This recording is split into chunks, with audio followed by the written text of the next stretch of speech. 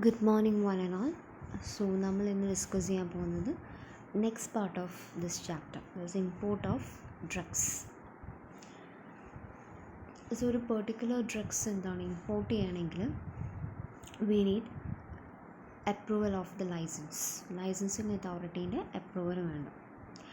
And licensing authority എന്താണ് satisfied ആണെങ്കിൽ, അതായത് ഇപ്പോൾ മീൻസ് ഡ്രഗ് അത്രയും സേഫ് ആണെങ്കിൽ മാത്രമേ എന്താണ് ലൈസൻസിങ് അതോറിറ്റി ലൈസൻസ് നമുക്ക് പ്രൊവൈഡ് ചെയ്യുള്ളൂ. സോ അത് നമ്മൾ റോ മെറ്റീരിയലായിട്ടും നമുക്ക് ഇമ്പോർട്ട് ചെയ്യാം, അതേപോലെ തന്നെ ഫിനിഷ്ഡ് ഫോർമുലേഷനായിട്ടും ഇമ്പോർട്ട് ചെയ്യാം. സോ അപ്പോൾ അതിന് ഇമ്പോർട്ട് പെർമിഷൻ എന്നാണ് പറയുന്നത്. മീൻസ് ദെൻ എല്ലാ ഡ്രഗ്സിനും എന്താണ് ലൈസൻസ് തീർച്ചയായും വേണം. അല്ലെങ്കിൽ ലൈസൻസ് എന്താണ് വാലിഡ് ഫോർ 3 years ആണ്. And licence fees means it is 10,000 rupees ആണ് for a single drug. And ചില കേസസിൽ എന്താണ് അഡീഷണൽ ഫീ ഉണ്ടാവും, that is at the rate of 1,000 rupees.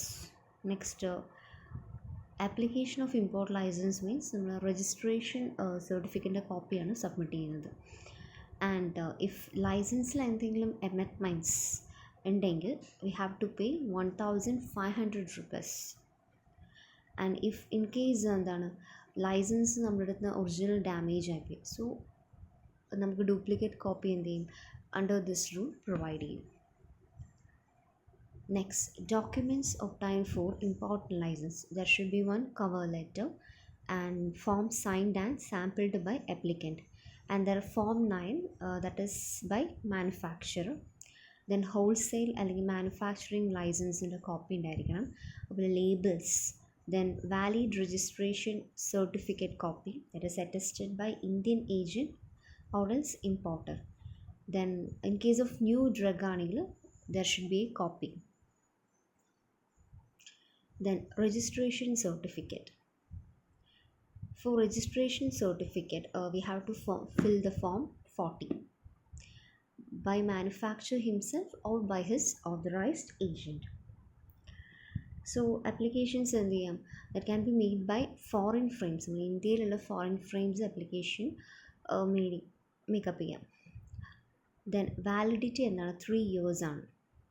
Then fees of $10,000 in form 40 that is പ്രിമൈസസിന് വേണ്ടി. അതായത് നമ്മളിപ്പോൾ ഇമ്പോർട്ട് ചെയ്യാൻ ഉദ്ദേശിക്കുന്ന ഡ്രഗ്സ് ഒക്കെ സ്റ്റോർ ചെയ്യുന്ന പ്രൊമൈസസ്, സോ അതിന് ഇത്രയും ഫീസസ് പ്രൊവൈഡ് ചെയ്യണം.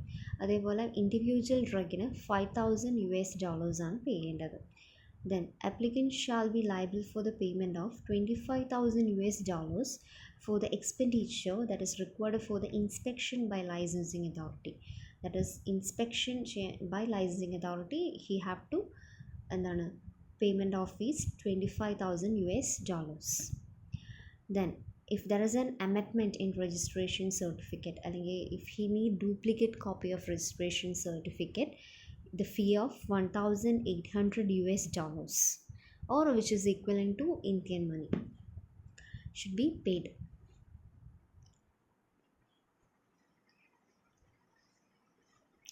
Then classes of drugs and cosmetics prohibited from import. That is ഇപ്പോൾ സ്റ്റാൻഡേർഡ് ക്വാളിറ്റി അല്ല, സോ അത് it is not eligible. Then misbranded, adulterate or spurious drug ഈ കേസിൽ എന്താണ് ഇമ്പോർട്ട് ചെയ്യാൻ പറ്റില്ല. അതേപോലെ മിസ്ബ്രാൻഡ് അല്ലെങ്കിൽ spurious costume. Then patent or proprietary medicine with a proper labeling proper അല്ലെങ്കിൽ നമുക്ക് ഇമ്പോർട്ട് ചെയ്യാൻ പറ്റില്ല. അതേപോലെ അൺസേഫ് മെഡിസിൻസ് മീൻസ് അത് കഴിച്ചാൽ അൺസേഫ് ആണെങ്കിൽ എന്താണ് we cannot import it. Next schedule ജെയിൻ്റെ അണ്ടറിൽ ഒരുപാട് ഡ്രഗ്സസ് വരുന്നുണ്ട്. സോ അത് എന്താണ് അങ്ങനത്തെ ഡ്രഗ്സ് എന്ത് ചെയ്യാൻ പറ്റില്ല, ഇമ്പോർട്ട് ചെയ്യാൻ പറ്റില്ല. അതേപോലെ ലേബിളിംഗ് അതുപോലെ പാക്കിംഗ് പ്രോപ്പർ അല്ലെങ്കിൽ ഇമ്പോർട്ട് ചെയ്യാൻ പറ്റില്ല. നെക്സ്റ്റ് സെയിൽ ഡിസ്ട്രിബ്യൂഷൻ, അതായത് നമ്മുടെ കൺട്രിയിൽ അത് ബാൻഡ് ചെയ്തിരിക്കുകയാണെങ്കിൽ സോ അങ്ങനത്തെ ഡ്രഗ്സസ് നമുക്ക് എന്ത് ചെയ്യാൻ പറ്റില്ല, ഇമ്പോർട്ട് ചെയ്യാൻ പറ്റില്ല. Then biological and special products if after date of expiry, അപ്പോൾ അങ്ങനത്തെ കേസസിലും എന്താണ് നമുക്ക് എക്സ്പോർട്ട് ചെയ്യാൻ പറ്റില്ല. അതുപോലെ എനി ന്യൂ ഡ്രഗ് എന്തെങ്കിലും കോംപ്ലിക്കേഷൻസ് ഉള്ള കേസസിൽ മാത്രമേ എക്സ്പോർട്ട് ചെയ്യാൻ പറ്റുള്ളൂ. അതേപോലെ any drug or costume that is import of means already prohibited ആണെങ്കിൽ we cannot import it. Then import of drugs under license or permit. So, if following drugs can be imported under licensing authority. So, that is the drug specified in Schedule C and C1, X schedule. അതേപോലെ for the purpose of examination, test, analysis, for the prescription, the personal use, any new drug. In the license എന്താണ്, it is valid up to 31st December of the every year. Then conditions for the import license. So licence once provide ചെയ്തിട്ടുണ്ടെങ്കിൽ ഇൻസ്പെക്ടറിന് എന്താണ് ഏത് ടൈമിലും നമ്മുടെ പ്രൊമൈസസിൽ വരാം. അതേപോലെ ഇമ്പോർട്ട് സബ്സ്റ്റൻസ് സ്റ്റോക്ക് ചെയ്യുന്ന ചെക്ക് ചെയ്യാം, ടെസ്റ്റ് ചെയ്യാം, സാമ്പിൾസ് എടുക്കാം. അതേപോലെ licence shall furnish a sample of examination together with full protocols, complete protocols. Then licence കിട്ടുന്നതിന് മുൻപ് നമുക്കൊരിക്കലും ഒരു ഡ്രഗ് സെല് ചെയ്യാനുള്ള റൈറ്റ് ഇല്ല. Okay.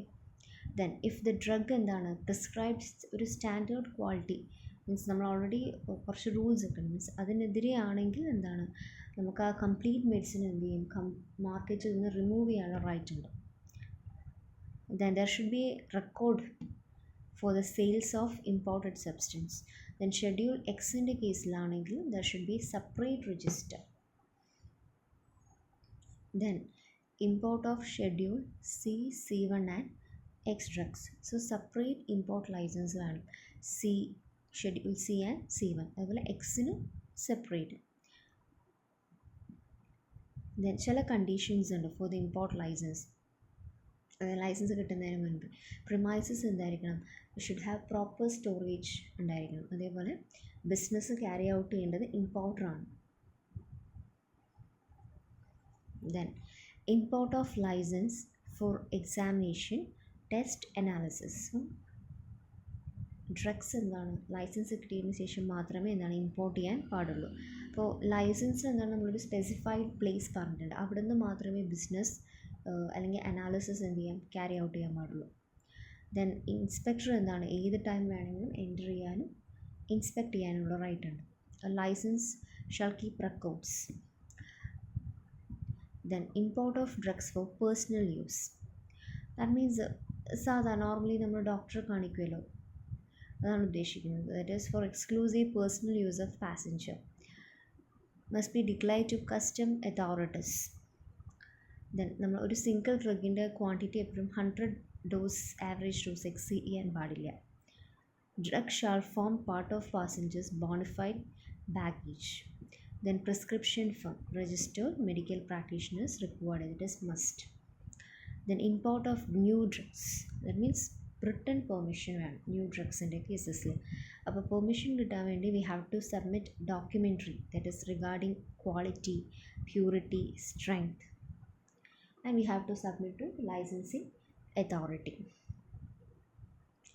Then procedure for import of drugs. Drugs എന്തെയ്യണം, properly packed and labelled. Then drugs imported should be accompanied an invoice showing the address of manufacturer and name of drugs. So invoice ഉണ്ടായിരിക്കണം. It should have the address of manufacturer and name of drugs. അതേപോലെ there should be declaration. ഡ്രഗ്സിൻ്റെ കൂടെ ഒരു declaration ഉണ്ടായിരിക്കണം. That is given to customs കളക്ടറിന് വേണ്ടിയിട്ടാണ്. അപ്പോൾ customs കളക്ടറിന് in case എന്തെങ്കിലും ഒരു ഡൗട്ട് ഉണ്ടെങ്കിൽ ഈ ഡ്രഗ്സൊക്കെ എന്തെങ്കിലും ലബോറട്ടറിയിലേക്ക് ഫോർവേഡ് ചെയ്യും, മീൻസ് ഇമ്പോർട്ട് ചെയ്യാൻ വിടില്ല. സോ എന്താണ് കസ്റ്റംസ് കളക്ടർ ഡിനേ ചെയ്യാൻ പറ്റും ഡ്രഗ്സിൻ്റെ കൺസൈൻമെൻറ്റ്. പ്രോപ്പർ റിപ്പോർട്ട് റിസീവ് ചെയ്യാതെ ഒരിക്കലും കസ്റ്റംസ് ഓഫീസർ ഇമ്പോർട്ട് ചെയ്യാനുള്ള റൈറ്റ് തരില്ല. Then if importer gives an undertaking in writing not to dispose the drugs without the consent of customs collector and return the consignment to him within 10 days of receipt of notice. In case നമുക്ക് എന്തെങ്കിലും notice വന്നിട്ടുണ്ടെങ്കിൽ customs office consent ഉണ്ടായാൽ നമുക്കത് dispose ചെയ്യാനുള്ള right ഇല്ല. So we have to notice കിട്ടുന്നത് within 10 days we have to submit. Then customs officer may release consignment to importer. Then substance extempored from the provisions relating to import of drugs. ഏത് categories ആണ് നോക്കാം. Schedule D drugs. ഇപ്പം medicinal substance അല്ലാത്ത എന്താണ് medicinal യൂസിനല്ലാത്ത നമ്മൾ ചില substance ഒക്കെ ഉണ്ടാവുമല്ലോ, സോ അത് പറ്റില്ല. അതേപോലെ both food and drugs, it can be used as food and drugs. Then example എന്താണ്? Powdered milk contains vitamins and minerals. Ginger, pepper, cumin, cinnamon, these are the spices and drugs. ഇതാണ് exempted substance. Then offences and penalties, it is related to the import of drugs. That is, importing of any adulterated, spurious drug or costumes containing any ingredient which is unsafe. അങ്ങനത്തെ കേസസിലാണെങ്കിൽ first അത് നമ്മൾ ആദ്യമായി repeat ചെയ്യുകയാണെങ്കിൽ 3 ഇയേഴ്സും plus fine 5,000 rupees. Subsequent convention ആണെങ്കിൽ 5 years and 10,000 rupees ആണ് fine. Then import of means already നമ്മൾ ഇത് അൺസേഫ് ആണെന്ന് പോയി, സ്റ്റിൽ നമ്മളത് ഇമ്പോർട്ട് ചെയ്യാൻ ട്രൈ ചെയ്യുകയാണെങ്കിൽ 6 months ഇംപ്രിസൺമെൻറ്റ്, അതേപോലെ 500 rupees ആണ് ഫൈൻ. ചിലപ്പം ബോത്ത് രണ്ടും ഉണ്ടാവാം. നെക്സ്റ്റ് എന്താണ്? എഗെയിൻ റിപ്പീറ്റ് ചെയ്യുകയാണെങ്കിൽ up to 1 year and fine up to 1,000 rupees, sometimes both. Next central government എന്താണ്? ഇപ്പോൾ എനി ഡ്രഗോ കോസ്മെറ്റിക്സോ പ്രൊഹിബിറ്റ് ചെയ്തിരിക്കുന്നത് under public interest, so punishable with imprisonment up to 3 years and fine up to 5,000 rupees. That's for first convention. Subsequent convention ആണെങ്കിൽ up to 5 years imprisonment, up to 10,000 rupees fine, sometimes both. These are the offences and penalties that is related to the import of drugs. Okay, that's for today. Thank you.